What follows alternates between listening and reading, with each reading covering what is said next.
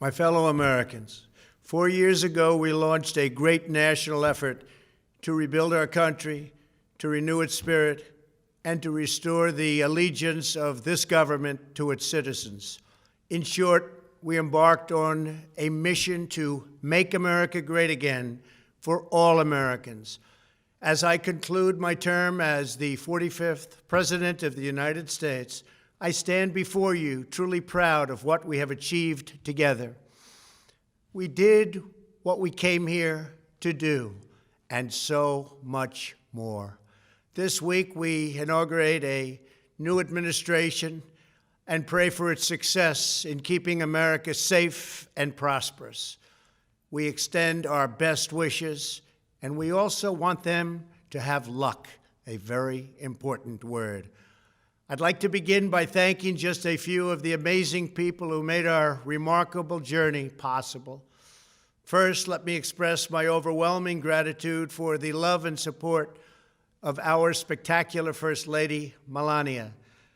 Let me also share my deepest appreciation to my daughter Ivanka, my son-in-law Jared, and to Barron, Don, Eric, Tiffany, and Lara. You fill my world with light and with joy. I also want to thank Vice President Mike Pence, his wonderful wife Karen, and the entire Pence family. Thank you as well to my Chief of Staff, Mark Meadows, the dedicated members of the White House staff, and the cabinet, and all of the incredible people across our administration who poured out their heart and soul to fight for America. I also want to take a moment to thank a truly exceptional group of people, the United States Secret Service. My family and I will forever be in your debt.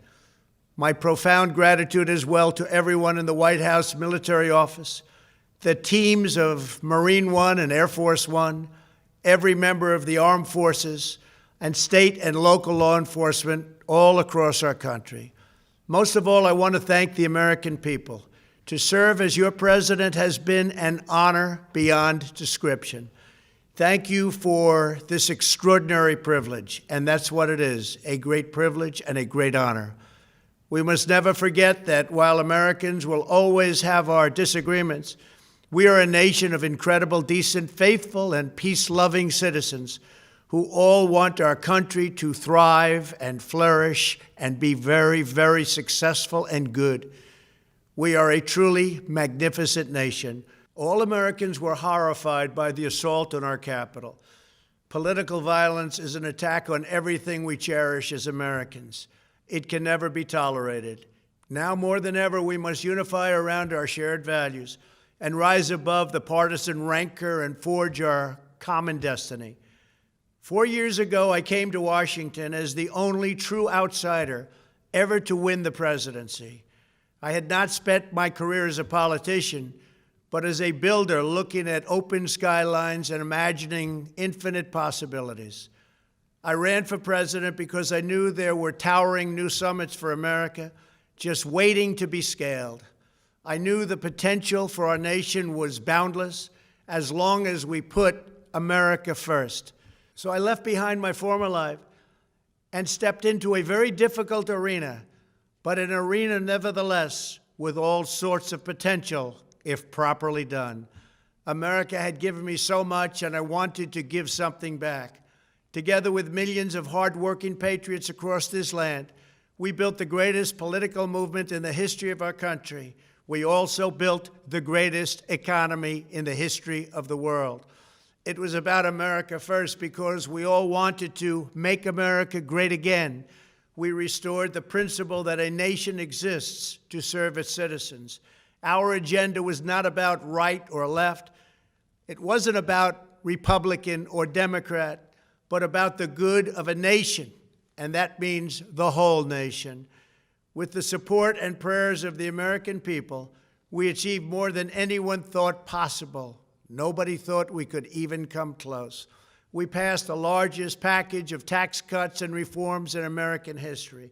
We slashed more job-killing regulations than any administration had ever done before. We fixed our broken trade deals, withdrew from the horrible Trans-Pacific Partnership and the impossible Paris Climate Accord, renegotiated the one-sided South Korea deal, and we replaced NAFTA with the groundbreaking USMCA. That's Mexico and Canada, a deal that's worked out very, very well. Also, and very importantly, we imposed historic and monumental tariffs on China, made a great new deal with China. But before the ink was even dry, we and the whole world got hit with the China virus.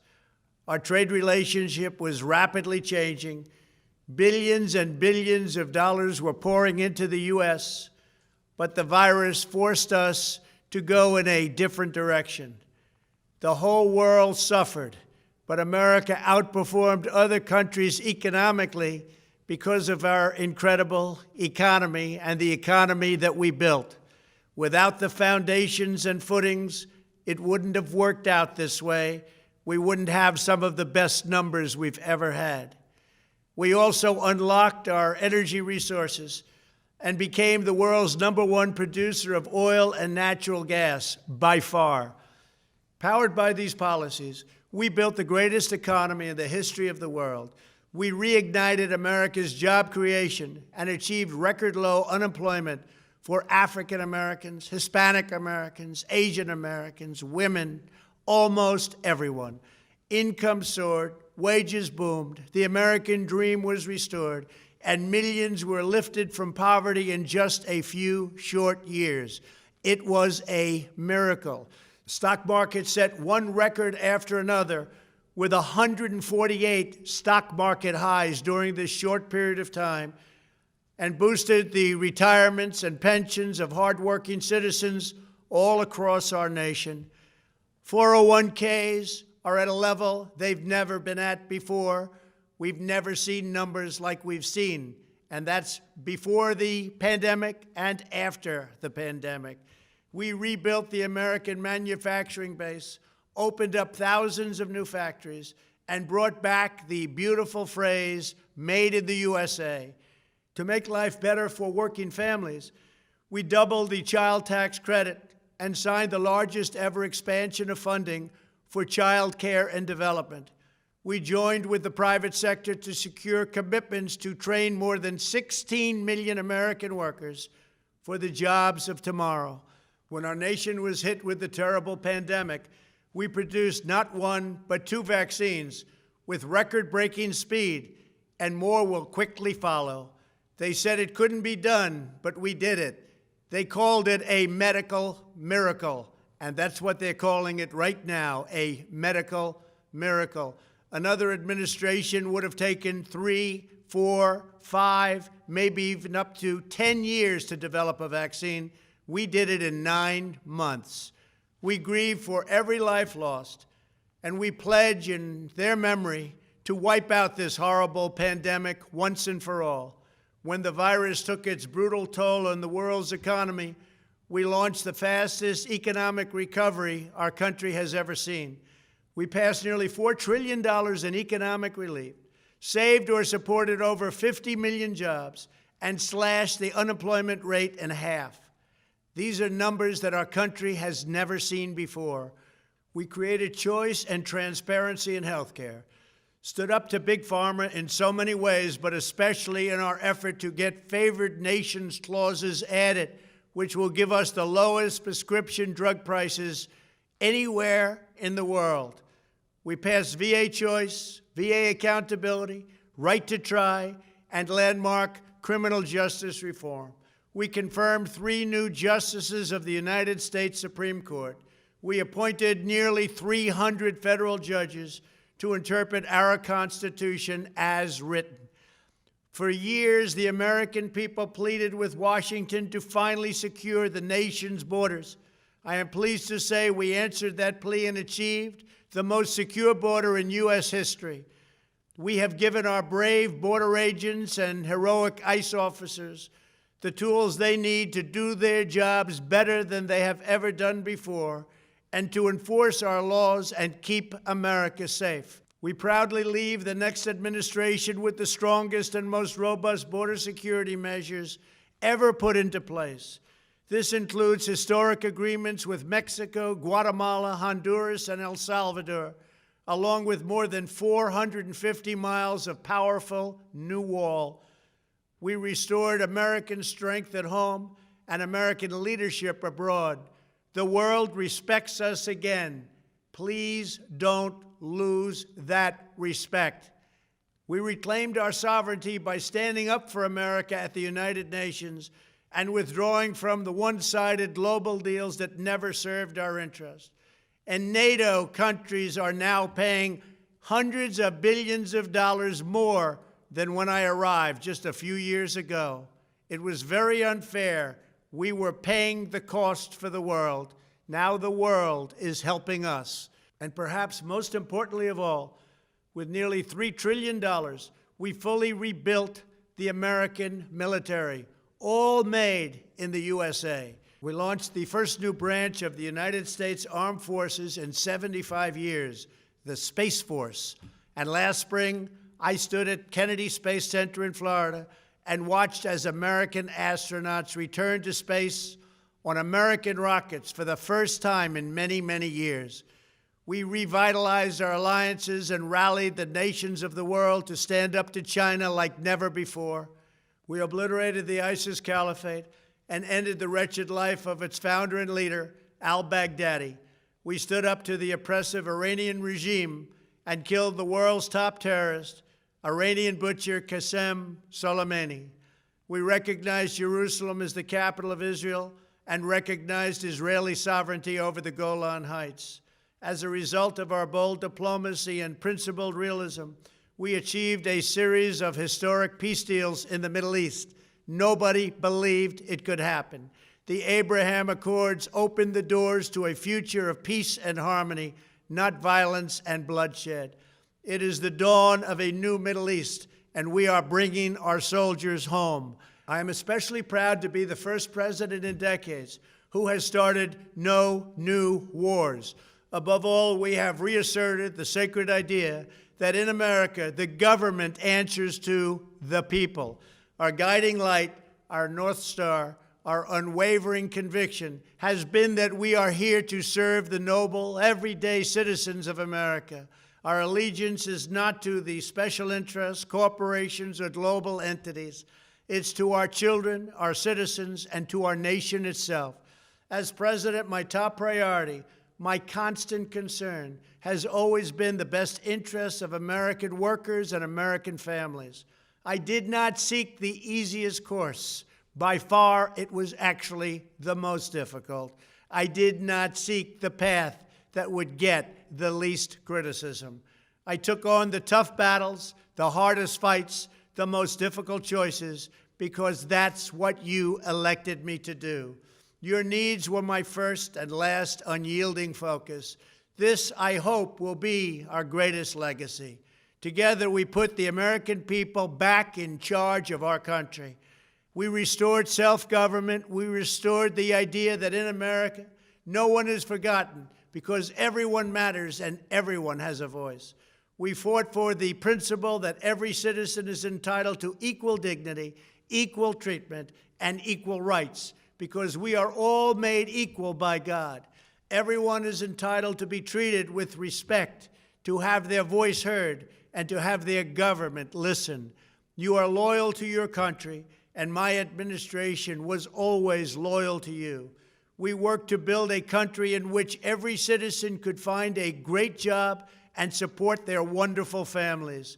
We fought for the communities where every American could be safe and schools where every child could learn. We promoted a culture where our laws would be upheld, our heroes honored, our history preserved, and law-abiding citizens are never taken for granted. Americans should take tremendous satisfaction in all that we have achieved together. It's incredible. Now, as I leave the White House, I have been reflecting on the dangers that threaten the priceless inheritance we all share. As the world's most powerful nation, America faces constant threats and challenges from abroad. But the greatest danger we face is a loss of confidence in ourselves, a loss of confidence in our national greatness. A nation is only as strong as its spirit. We are only as dynamic as our pride. We are only as vibrant as the faith that beats in the hearts of our people. No nation can long thrive that loses faith in its own values, history, and heroes, for these are the very sources of our unity and our vitality. What has always allowed America to prevail and triumph over the great challenges of the past has been an unyielding and unashamed conviction in the nobility of our country and its unique purpose in history. We must never lose this conviction. We must never forsake our belief in America. The key to national greatness lies in sustaining and instilling our shared national identity. That means focusing on what we have in common, the heritage that we all share.